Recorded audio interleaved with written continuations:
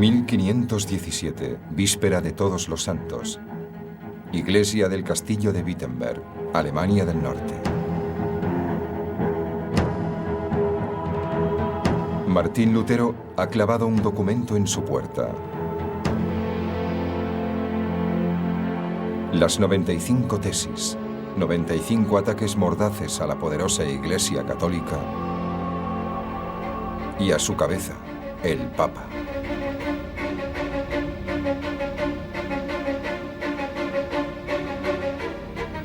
Lutero no sabe que con este gesto acaba de desencadenar un huracán.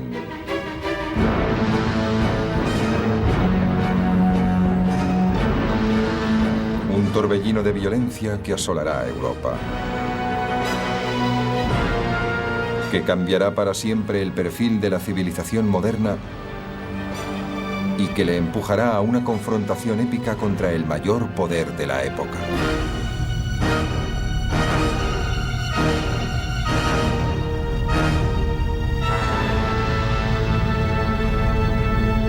Martín Lutero. Los revolucionarios reacios.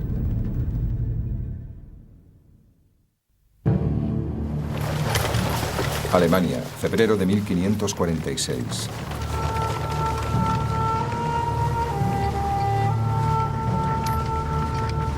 Martín Lutero, ahora anciano, en el tramo final de su último viaje.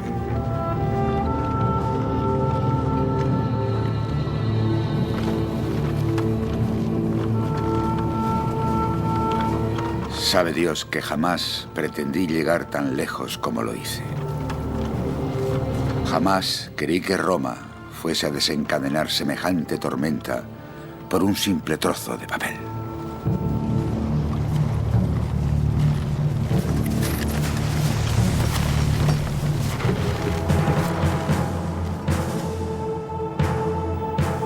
Lutero jamás pretendió causar la conmoción que causó con sus 95 tesis. Pero Roma, la sede de la Iglesia Católica, las interpretó como un ultraje y un desafío. No solo porque criticaban al Papa, sino también por su amplia difusión. Las tesis tocaron la fibra sensible por varios motivos. Trataban asuntos importantes para mucha gente sobre la Iglesia y su relación con la economía, sobre la salvación y lo que la gente debía hacer para salvarse. Aquel combinado surtió efecto en un momento en el que la gente empezaba a resentirse con el modo en que la Iglesia se aprovechaba de su deseo de salvarse. Las tesis dieron a la gente mucho de qué hablar. Pero la Iglesia tenía un nombre para aquel tipo de escritos: herejía. Y la herejía exigía una respuesta rápida. Las primeras víctimas fueron los libros de Lutero. La siguiente sería el propio Lutero.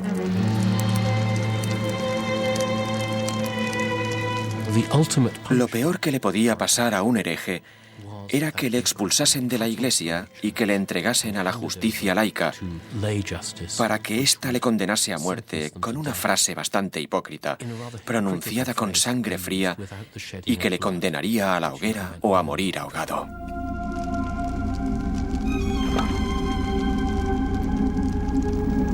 Apenas 100 años antes, un hombre llamado Hus había criticado a la Iglesia prácticamente por los mismos motivos que Lutero. A Hus le prometieron un juicio justo y terminaron quemándole vivo. El papado podía destrozarte.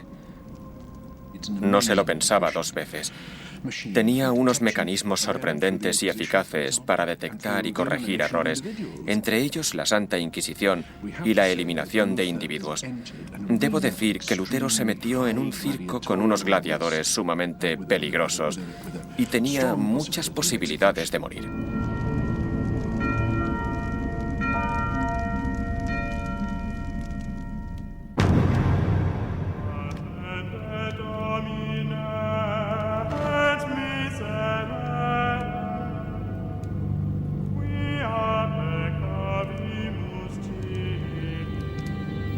Pero a Martín Lutero, la furia de la Iglesia Católica no le causaba duda ni temor. Más bien le armaba de un extraordinario valor, que se fortalecía con cada ataque. No cabe duda de que a Lutero le asustan algunas de las amenazas que recibe. Pero paralelamente a esto, cree firmemente que cuando la vida cristiana se vive con autenticidad, lo que le toca a uno es sufrir.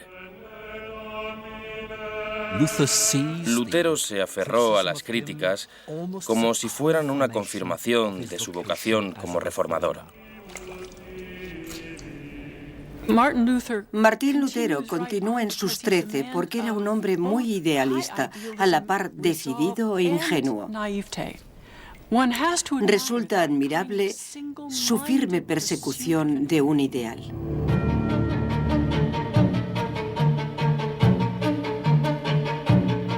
Lutero se enfrentó a la Iglesia como nunca antes lo había hecho nadie.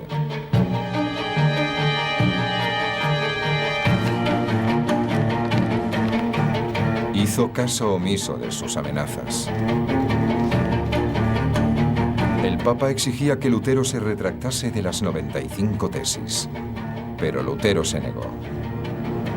El Papa envió a un cardenal para que le interrogase. Lutero permaneció impertérrito. No está más capacitado para manejar este caso que un burro para tocar el arpa. Lutero fue acusado de herejía, pero él siguió mostrándose desafiante. Exijo que me demuestren en términos absolutos y no relativos, con claridad y sin confusión, con certeza y sin vacilación, qué es la herejía. Creo que la mayor dificultad a la que se enfrentó la Iglesia fue esta.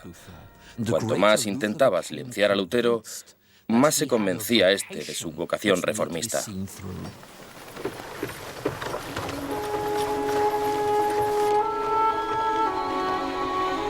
Deseaba pensar libremente, sin someterme a la autoridad de nadie. Llámese concilio, universidad o papa. Y estaba decidido no solo a hacer valer la verdad, sino a defenderla con mi propia muerte.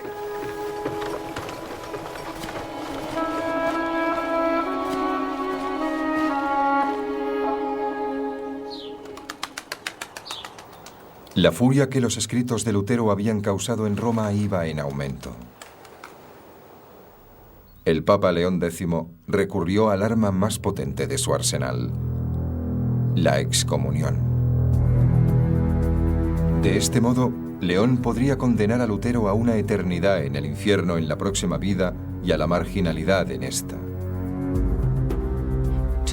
Para el cristiano medio, la excomunión papal significaba que si morías sin reconciliarte con la Iglesia, ibas a pasar la eternidad en el infierno. El documento fue redactado en el magnífico refugio de caza de León, a las afueras de Roma, y el texto era un fiel reflejo de la actividad favorita del pontífice, la caza del jabalí. Alzaos, oh Señor, protegeos, ya que un jabalí del bosque pretende destrozar vuestra viña.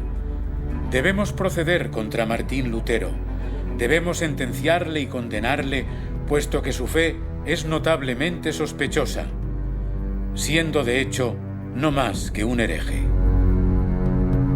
En teoría, aquel documento sellado con el gran escudo papal de las llaves cruzadas de San Pedro también sellaba el destino de Lutero, ya que a partir de aquel momento podía ser arrestado por cualquier autoridad secular o eclesiástica.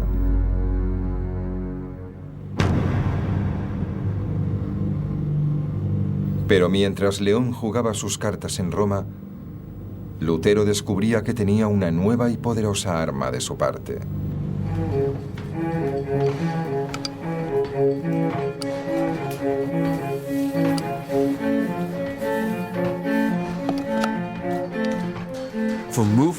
Para que un movimiento se propague, hay que propagar sus ideas. Y para Lutero resultó providencial poder acceder a un medio como la imprenta para diseminar sus ideas. Creo que hoy en día somos muy conscientes de lo mucho que las cosas han cambiado gracias a Internet. Internet es a nosotros lo que la imprenta a Lutero. Significaba que las ideas podían viajar, nada las podía detener. Lutero había visto cómo los impresores habían divulgado sus 95 tesis por toda Alemania y se había dado cuenta de que sus prensas podían ofrecerle una vasta audiencia. Dicen que Martín Lutero fue el primer propagandista, la primera persona que explotó realmente aquel nuevo medio. Se dio cuenta de que gracias a la imprenta podía conseguir un auditorio mucho mayor.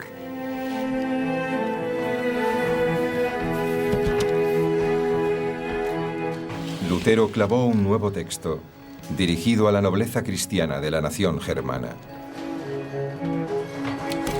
Con aquel escueto panfleto, Lutero asestaba un golpe devastador tanto al Papa como a la Iglesia.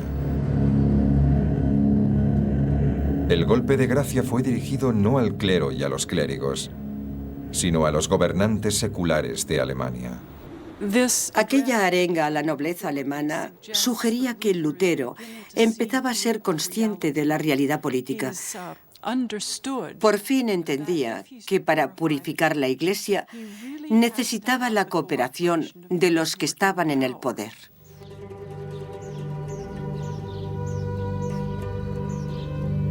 En la época de Lutero, Alemania era un mosaico de diminutas provincias. Cada provincia tenía su propio dirigente local, y estos, a su vez, estaban sometidos al dominio del Sacro Imperio Romano.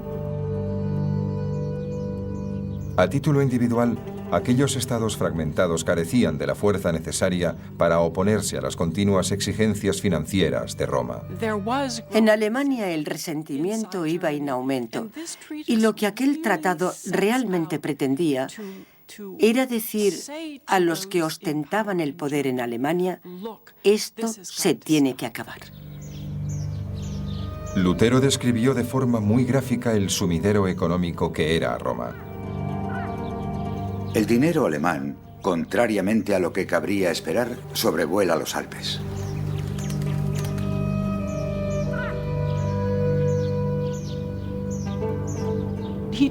Habla del egoísmo del papado, de su séquito de secretarios, de los miles de secretarios que tiene el Papa, del modo en que el Papa se desplaza por la ciudad, seguido por una auténtica comparsa de asistentes.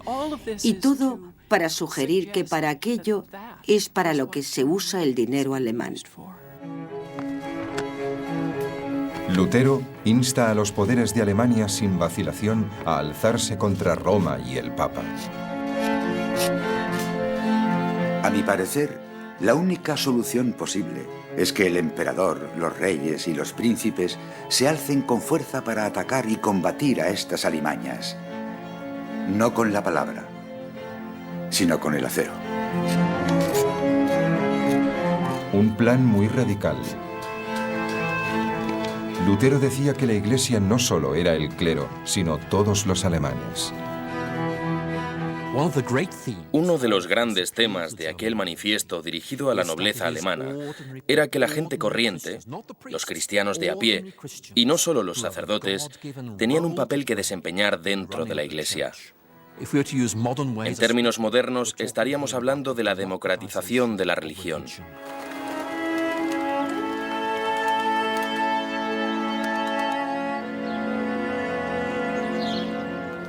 Pero la revolucionaria obra de Lutero iba a tener consecuencias más inmediatas.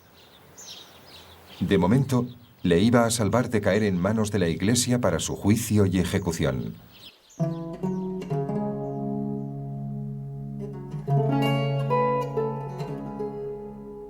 En la región de Sajonia, donde vivía Lutero, gobernaba un hombre llamado Federico el Sabio. El propio Federico había fundado la Universidad de Wittenberg, donde Lutero enseñaba.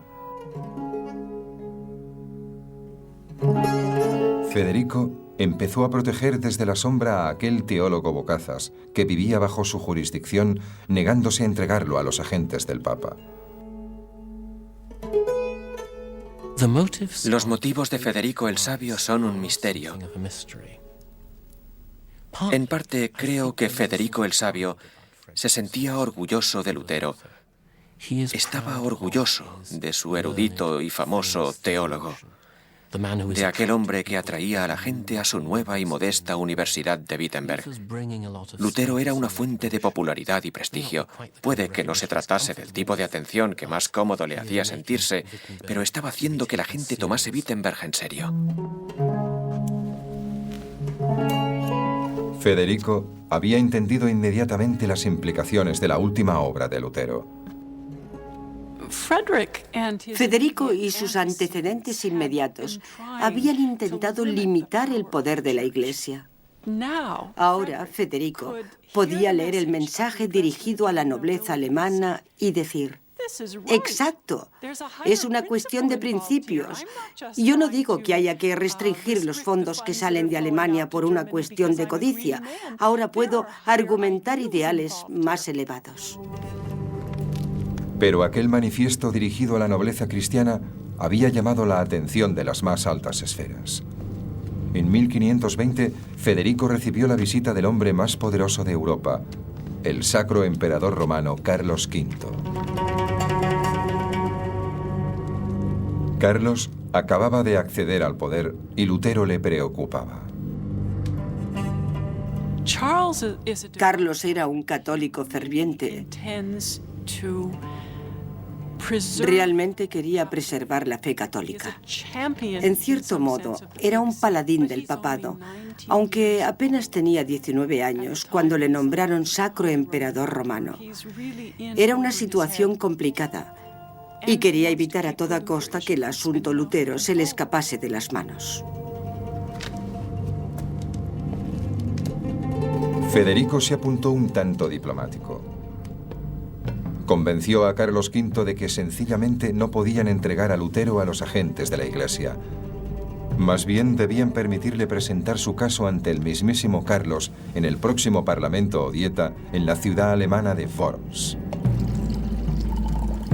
Fue un momento crucial. Federico acababa de conceder a Lutero la oportunidad de presentar su caso en una de las reuniones más destacadas de Europa. Y Lutero no pensaba desaprovecharla.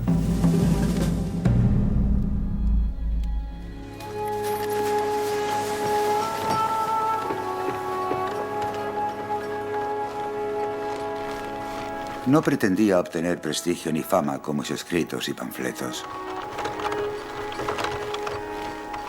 Casi todo el que me conocía censuraba mi tono duro e hiriente.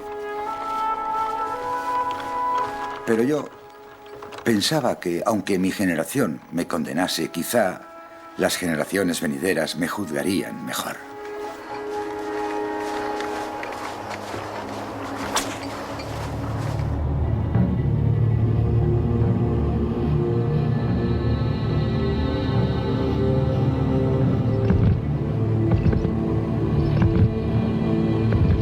Un emisario papal se encargó de llevar al norte la gran bula de excomunión de León X. Había recibido instrucciones para mostrarla en todas las ciudades por las que pasara, a modo de advertencia para aquellos que sintiesen simpatía por Lutero y sus escritos. Pero cuanto más al norte viajaba, menor era el apoyo que encontraba. En Barford, donde Lutero había estudiado, el emisario mandó imprimir cientos de copias de la bula, pero la respuesta de los estudiantes universitarios fue tirar hasta la última copia al río que cruzaba la ciudad. No sin sarcasmo, rebautizaron la bula como bola e insistieron en que la querían ver flotar. Mientras tanto, los escritos de Lutero iban ganando audiencia. Escribía muy bien. Realmente escribía con mucho ingenio, con desprecio.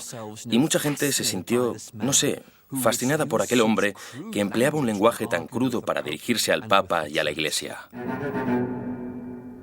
El Papa debería mostrarse como el infecto pecador que es. Si Roma no es el mayor burdel que uno puede imaginar, entonces no sé qué es un burdel. Es un erudito. Creció desde muy pequeño entre libros y manuscritos y sabe extremadamente bien qué palabras funcionan y con quién. Había tal horda de sabandijas en Roma como jamás se viera en Babilonia. El Papa debería controlarse y apartar sus manos del pastel. Es un escritor increíble. Utiliza un vocabulario profano y sencillo.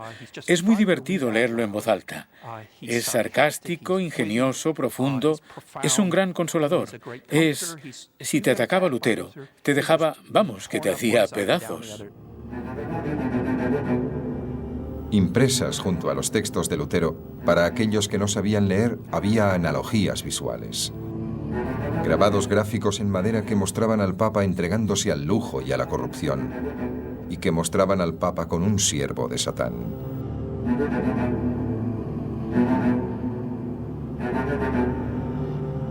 Lutero y sus seguidores empezaban a ver su lucha con Roma como un enfrentamiento épico con el mismísimo diablo.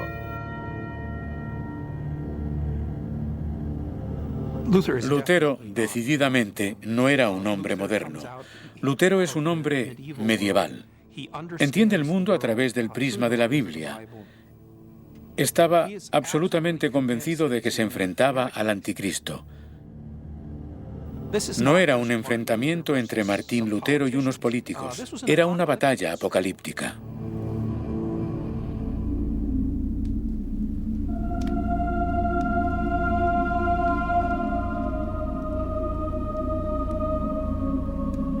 A Lutero todavía le quedaban unos meses hasta su gran intervención frente a Carlos V en la Dieta de Worms. Y la bula de excomunión de León X ya le habría llegado para entonces. Tenía un nuevo objetivo: redactar minuciosamente un nuevo sistema de fe. Fue aquella obra la que marcó la transición de Lutero de reformista a revolucionario. Le puso por título La cautividad babilónica de la Iglesia. Para construir a veces hay que destruir.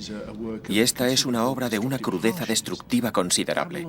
Babilonia era la ciudad del mal y había secuestrado a la Iglesia.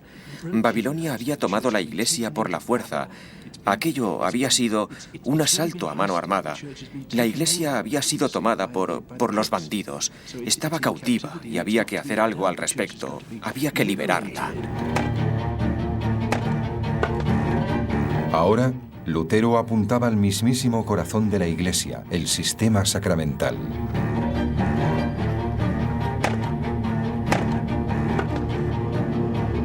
Según la Iglesia católica, un hombre solo podía alcanzar la salvación y el cielo eterno a través de aquellos rituales especiales. Y cada uno de aquellos 7 sacramentos, desde el bautismo hasta la extrema unción, era administrado por el ejército de sacerdotes de la Iglesia.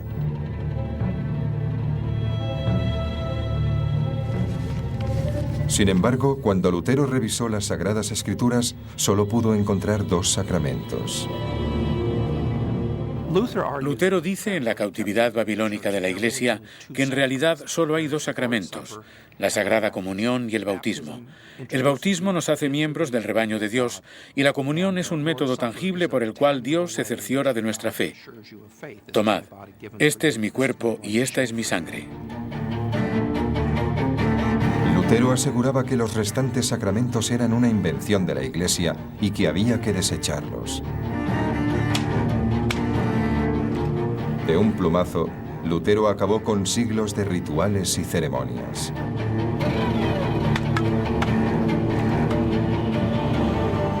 Y liberó la relación del hombre con Dios. Los 7 sacramentos se podían ver e interpretar como mecanismos mediante los cuales aceptábamos que el clero hiciera de intermediario entre nosotros y lo divino. Y lo que Lutero decía era que aquella relación debía ser bilateral, directa y sin intermediarios. Podemos arrepentirnos, pero nadie puede hacerlo por nosotros. Así que aquella escisión, a priori negativa, tenía su parte positiva. En realidad, estaba diciendo, a partir de ahora, solo depende de ti.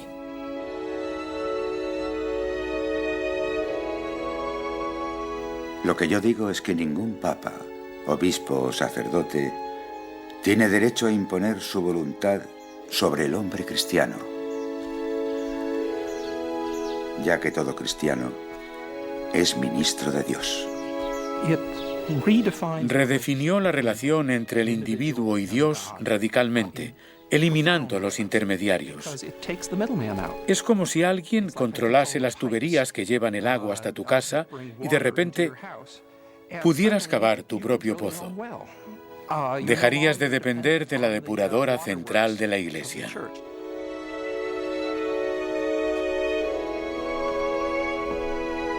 Durante el invierno de 1520, Lutero por fin recibió la bula de excomunión de Roma. Pero ya era demasiado tarde. Según sus propias palabras, Lutero había desatado un huracán.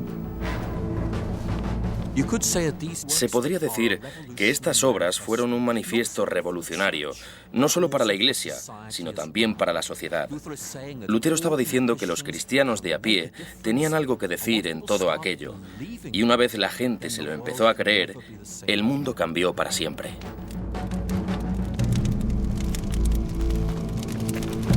Para Lutero, el poder que había ostentado el Papa durante siglos ya no tenía sentido.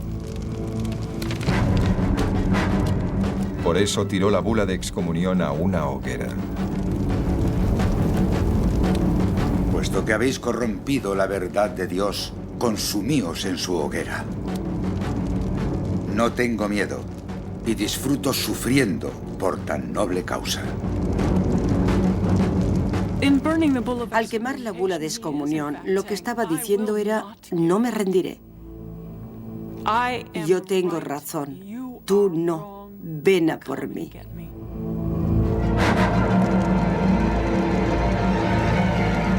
Lutero empezó a prepararse para su gran intervención frente a los poderes del Sacro Imperio Romano en la Dieta de Worms.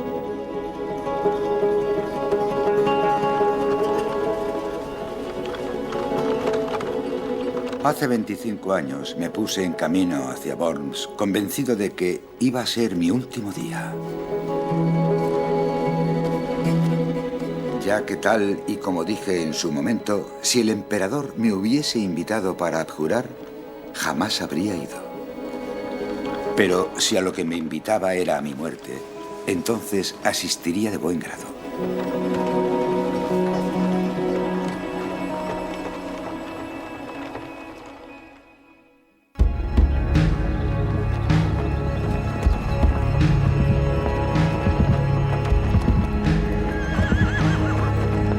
El 2 de abril de 1521, Lutero partió de Wittenberg y viajó durante 2 semanas hasta llegar a Worms. Un paso por delante iba su escolta, un heraldo imperial de Carlos V y garantía de salvoconducto.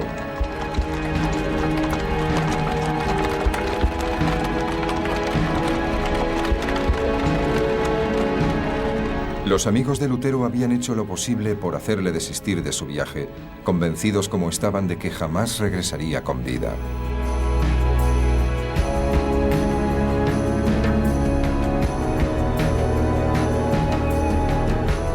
Pero durante su viaje por Alemania, Lutero empezó a ser consciente de la enorme popularidad de su causa y de su obra.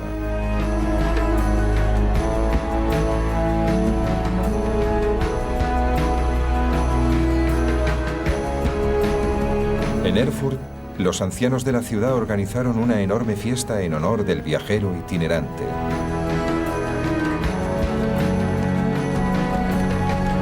En Frankfurt, los publicistas de la ciudad le agasajaron con regalos.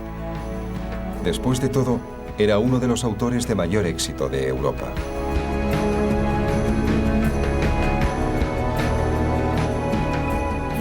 La toma de conciencia de su popularidad debió de insuflarle coraje durante el trayecto a Worms. Aunque no veo que a Lutero se le subiera la fama a la cabeza como a las celebridades de hoy en día. Seguía fiel a sus principios. Seguía siendo un intrépido idealista.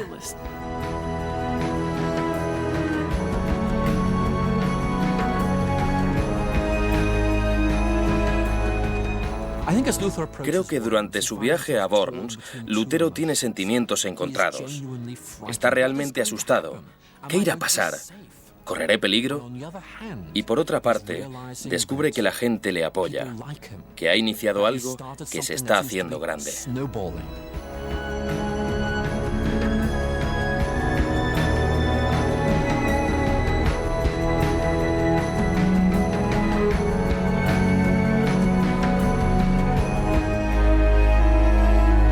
La mañana del 16 de abril, Lutero llega por fin a la ciudad de Worms.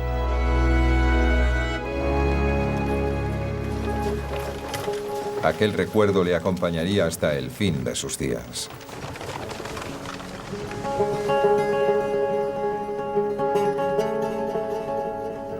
Aquel día me recibió una multitud.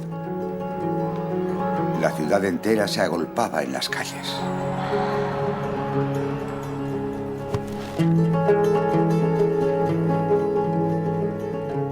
Una escolta de caballeros me custodió a través de las puertas de la ciudad.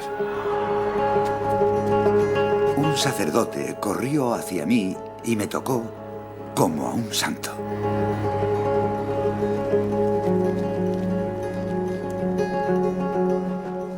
Al llegar Lutero, la gente lo miraba boquiabierta y lo jaleaba. Uno de los representantes papales diría en Roma que 9 de cada 10 personas gritaban «¡Larga vida Lutero!». Y por si el Papa se hacía ilusiones, la 10ª gritaba «¡Muerte al Papa!». La aparición de Lutero ante la Dieta iba a convertirse en el momento culminante de su vida.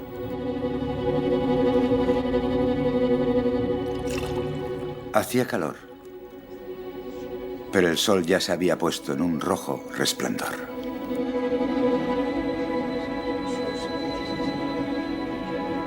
En aquella habitación se reunían los hombres más poderosos de Europa, los príncipes de Alemania, el Sacro Emperador Romano,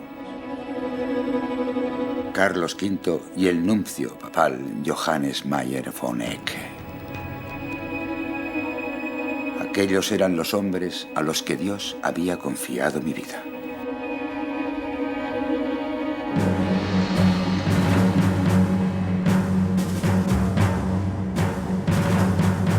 La única persona en la habitación que conocía a Lutero era su propio príncipe, Federico el Sabio.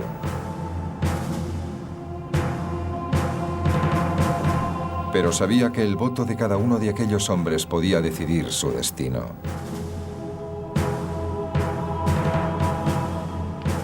El enviado del Papa solo tenía una petición: que Lutero se retractase de todos sus escritos.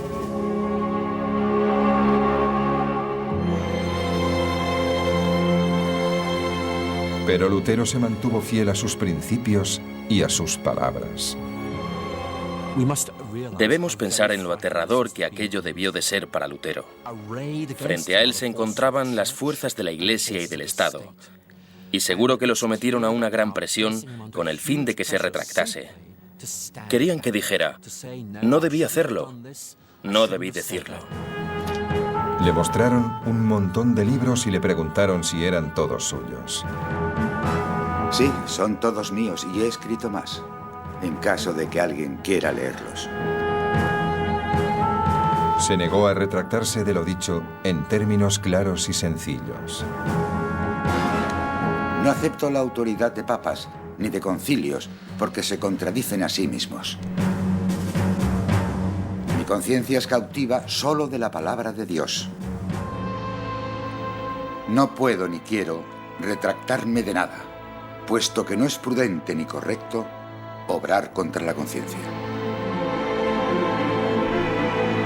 Según cuenta la leyenda, Lutero cerró su discurso con uno de los mayores alegatos de profunda rebeldía de la historia. Aquí estoy. No puedo hacer otra cosa. Que Dios me ayude. Amén.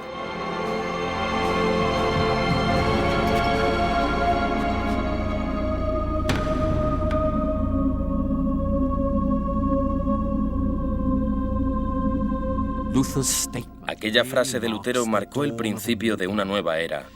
Una era en que la gente normal iba a rebelarse ante la autoridad y a decirle: lo siento, esto es lo que creo, es lo que me dicta mi conciencia y no puedo hacer nada. Creo que aquel fue uno de los momentos claves del origen de nuestra visión moderna de la libertad personal e institucional. Lo ocurrido en Worms fue muy intenso. Fue una situación en la que un hombre se levantó y dijo la verdad, en pro de la verdad y de la libertad de conciencia. De ahí que le veamos como un monumento a la libertad de conciencia. Es uno de esos casos en los que un individuo lucha por algo mucho más grande que él mismo.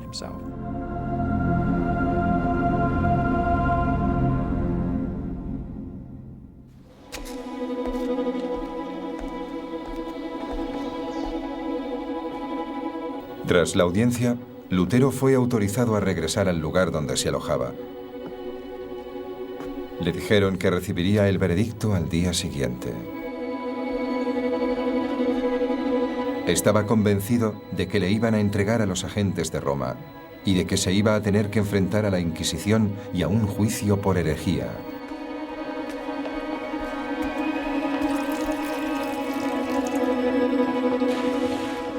Pero entonces recibió un mensaje extraordinario.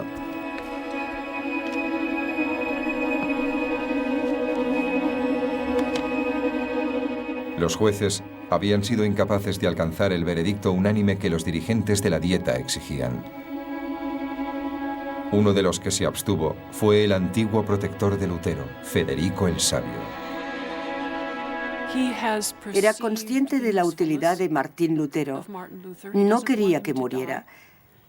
Quería seguir usándolo como arma contra el papado y la Iglesia. También creo que se sentía muy atraído por las enseñanzas de Lutero y que realmente quería que éste continuara con su labor.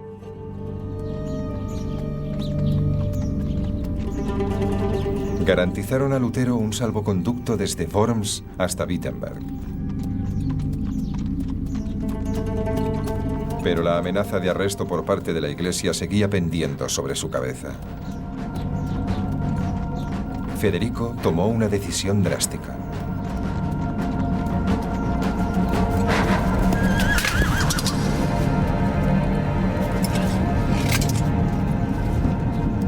Mandó secuestrar a Lutero tras su partida de Worms y le ocultó en un castillo remoto y aislado, el castillo de Warburg. Un lugar donde los agentes del Papa jamás le encontrarían.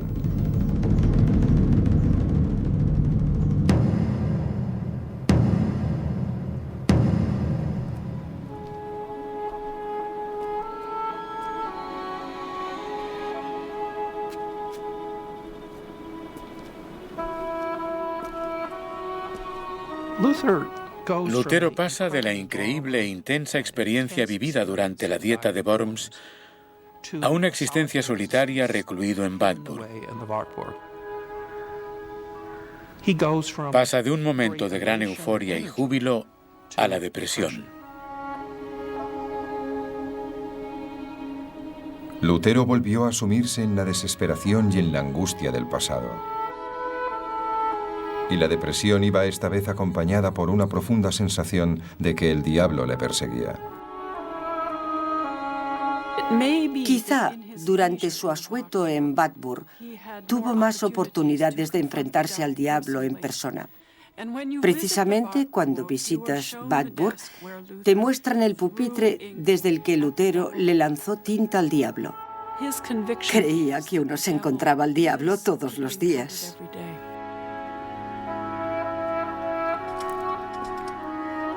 Comenzó un periodo de indudable regresión, introspección y melancolía, acompañado de síntomas físicos, de los que Lutero habla con turbadora franqueza. Volvieron el estreñimiento y Dios sabe qué más. Y creo que logró superar todo eso recurriendo al Prozac del pasado, el trabajo. Lutero se volcó una vez más en una de sus grandes empresas, la traducción de la Biblia al alemán, haciendo la palabra de Dios accesible al común de los mortales.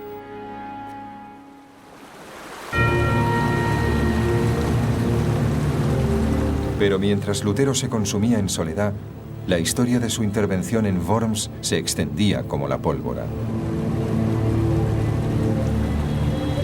Se había convertido en un héroe, en el testaferro de una revolución.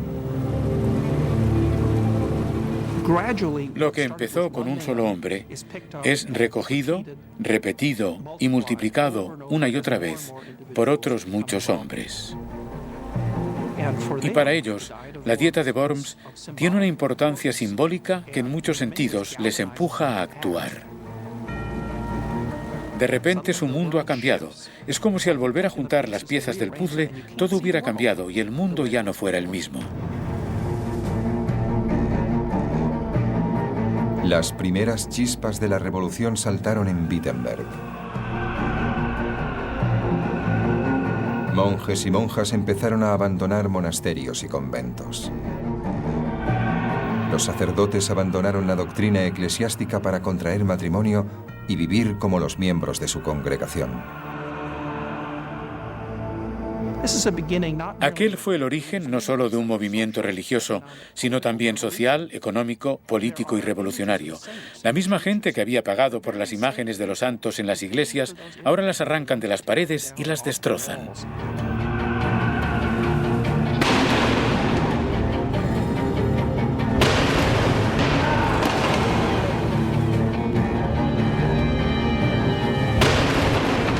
Fue una rebelión imparable que se extendió por todas partes.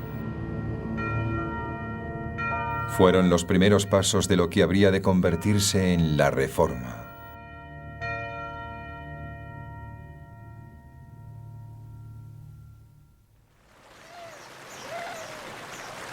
Finalmente, durante la primavera de 1522, Lutero regresó a Wittenberg. Para entonces, las preocupaciones del Papa eran mucho mayores que un monje rebelde. Y Lutero estaba a punto de descubrir la revolución que sus palabras habían inspirado. Puesto que la Iglesia estaba muy involucrada en la vida de la gente y en la organización de la sociedad, el vuelco que sufrió tuvo importantes consecuencias para el conjunto de la sociedad. Las comunidades se reorganizaron por completo, sin necesidad de recurrir a las grandes estructuras internacionales de la Iglesia. Y las distintas comunidades de Alemania y del resto de Europa se hicieron cargo de asuntos como la disciplina social, la ayuda a los pobres, la educación pública, y se dijeron: a ver, un momento, no necesitamos a toda esa gente a bordo, lo vamos a decidir nosotros mismos a nivel local y vamos a establecer reglas locales.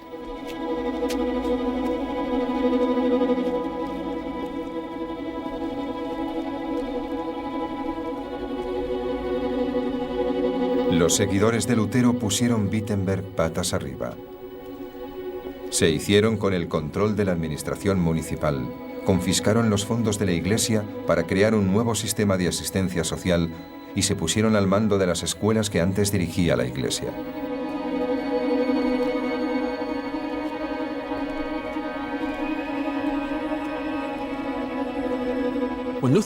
Cuando Lutero regresó a Wittenberg, tras su cautiverio en el castillo de Wartburg, vio los cambios tan radicales que otros habían hecho en su ausencia.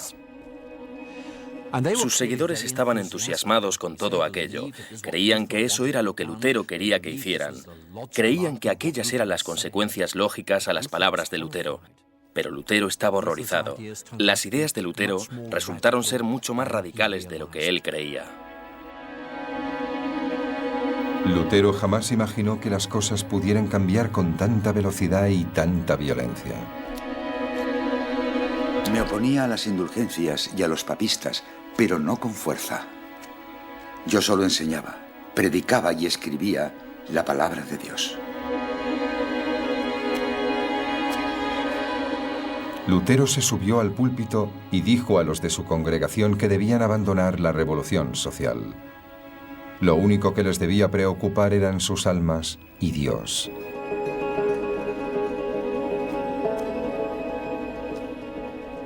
Lutero ya no controla unas ideas que ahora son del dominio público, pero eso no impide que se esfuerce por devolver el genio a la lámpara. Es lo suficientemente listo como para entender que si sus ideas se empiezan a asociar con la destrucción de la propiedad, los mismos gobernantes seculares que eran garantía, no solo de su seguridad personal, sino también la reforma que tenía en mente, se iban a volver en su contra.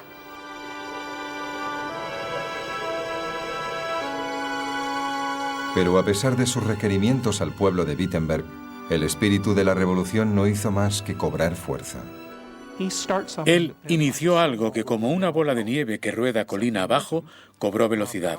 Superó varios obstáculos y tomó una dirección que a él no le gustaba para terminar pulverizando la sociedad medieval de la que había salido.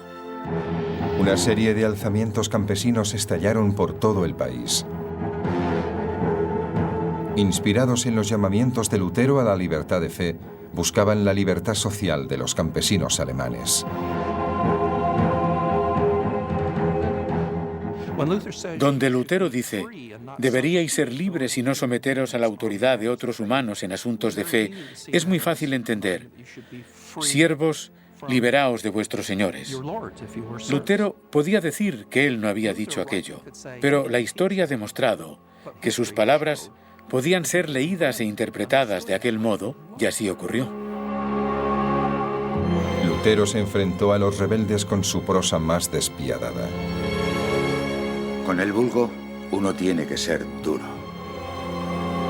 Hay que hacer que cumpla la ley a punta de espada. Así como uno encadena a las bestias salvajes.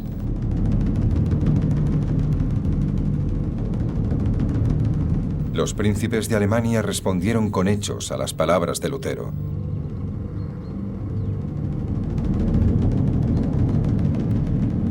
Asesinaron a más de 100.000 rebeldes.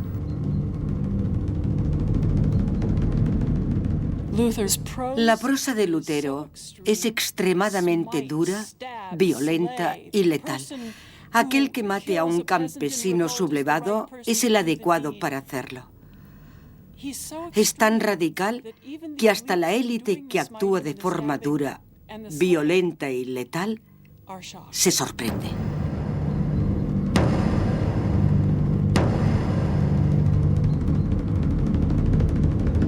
En la mente medieval de Lutero, los campesinos son tan agentes del diablo como el Papa.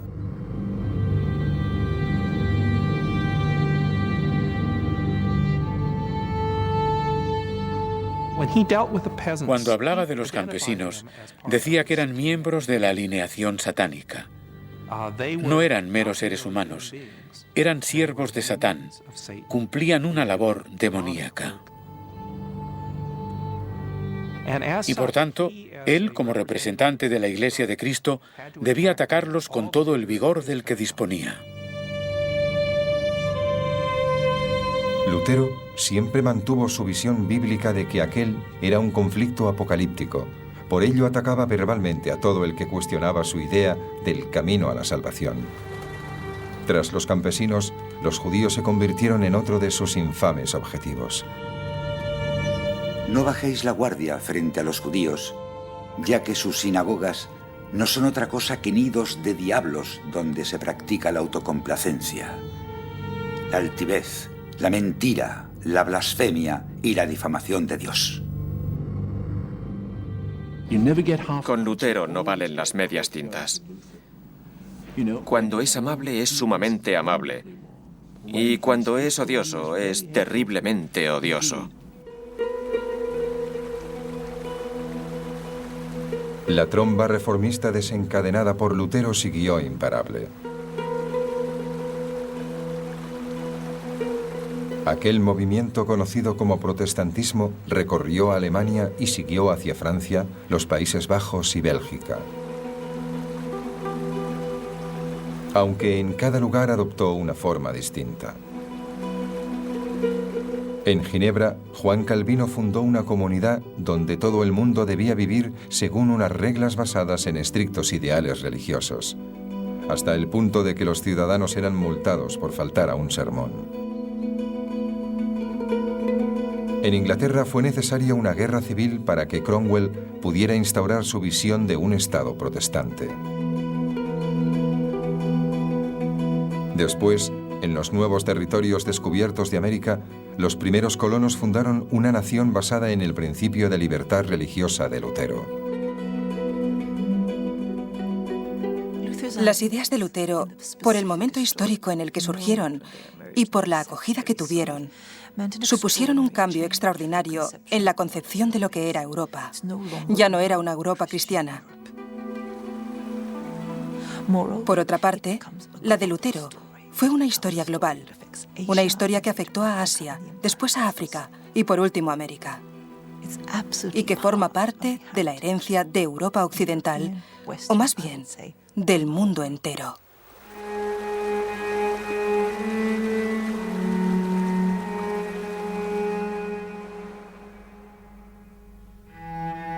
Sin embargo, Lutero jamás volvería a abandonar su provincia de Alemania. Y finalmente encontró algo de paz. Se casó con una exmonja llamada Catherine y juntos tuvieron una gran familia. Eso sí, Lutero nunca dejó de escribir.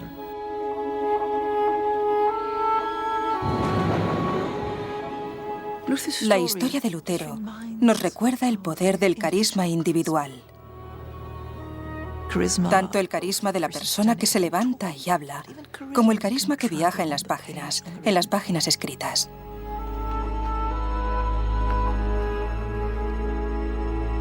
En realidad, nunca llega a desagradarte. Lutero es una fuerza rudimentaria que se expresa a través del lenguaje, que ofrece una visión de la salvación liberadora con sentido para mucha gente. Y que cuando así la entiendes, ya no la puedes entender de otra manera. Lutero es irrefrenable, escandaloso, ingenioso, muy divertido. Pero en nuestra imaginación sigue siendo alguien muy importante por haber insistido en ser fiel a sus principios y por haber dicho lo que pensaba. Su empaque como individuo, su coraje como individuo y su voluntad como individuo de morir por su profesión, por sus creencias. En este sentido, a Lutero habría que situarlo junto a los grandes emancipadores de la historia de la humanidad.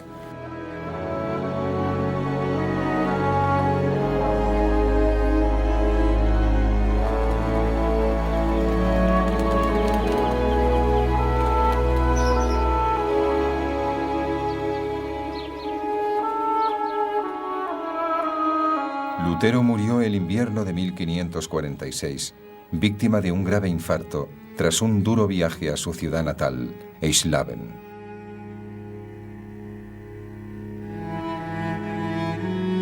Hasta el último momento se mantuvo fiel a su sentido de la ira y a su debilidad por una buena frase. Cuando muera, quiero convertirme en fantasma. Así podré seguir acosando a obispos, sacerdotes y monjes impíos para que les cause más problemas el Lutero muerto que 1000 Luteros vivos.